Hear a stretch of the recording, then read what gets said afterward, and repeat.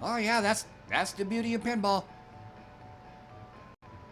I kicked ass on the previous run, got 115 million, and now it was just a quick 3 and out. Sometimes that can be a good thing. It's not like, say, Cookie Clicker or Idle Games, where the results are always predictable. You know what? I guess I guess sometimes it's better to be frustrated than bored. I mean, don't get me wrong, idle games are still one of my all-time favorite video game genres, but the results are also predictable. You know, it's also one of the reasons that with few exceptions, I don't stay very long with idle games.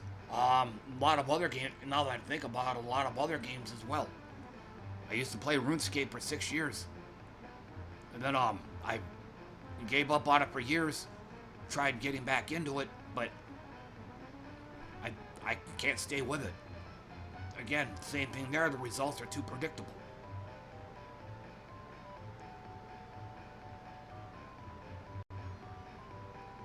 Yeah, fighting games are like that too. I mean, it's it's kind of hard. You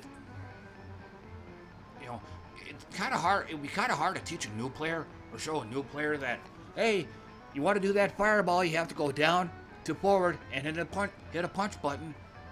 And they might get frustrated as hell. Like, why do I do that? That's too much. Or you try to show them how you do the uppercut motion, which is forward and then down forward and then punch.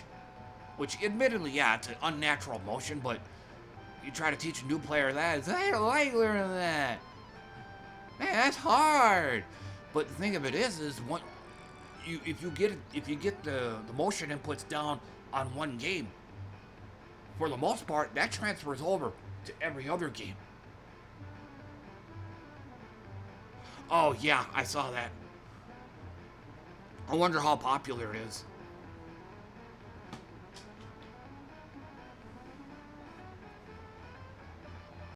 You know, but yeah, it's like you said, pinball's the same way. Um, for the most part, that you're the basic skills you pick up on one table can mostly transfer to just about every other table. It isn't like most other games. Like I I I can't really think of any other games. I have idle games stuck in my head, but you know you have to play this idle game a totally different one way, but you have to play this idle game a totally different way because they do like calculations and stuff. So you have to prioritize this, you know, that kind of thing.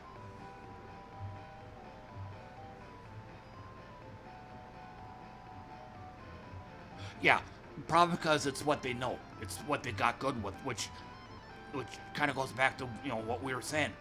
The skills you get from one game can transfer over to another. So those guys, they grew up playing fighting games. Don't know the basic classic ones where you didn't have modern controls. So they have that foundation.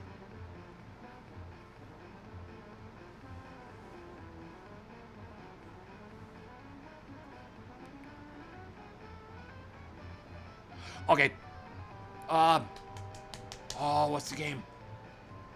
I know exactly what you're talking about on that too.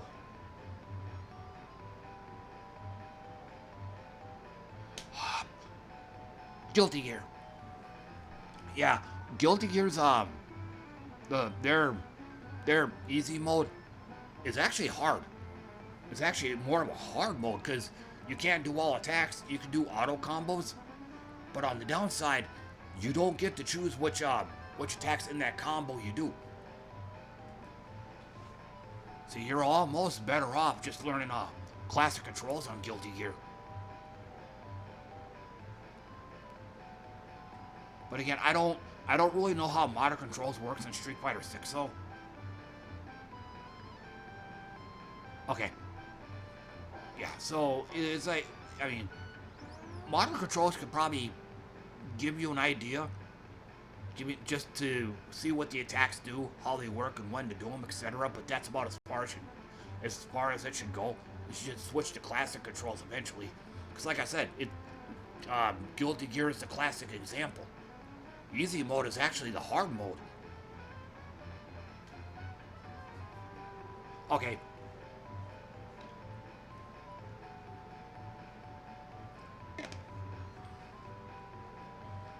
So that's basically then pick a top tier.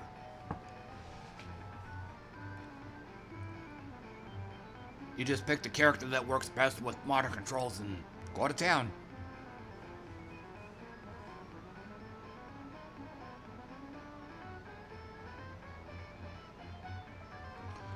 I would think Zangief would work best because of that 360. Even though last I checked, you don't even have to do like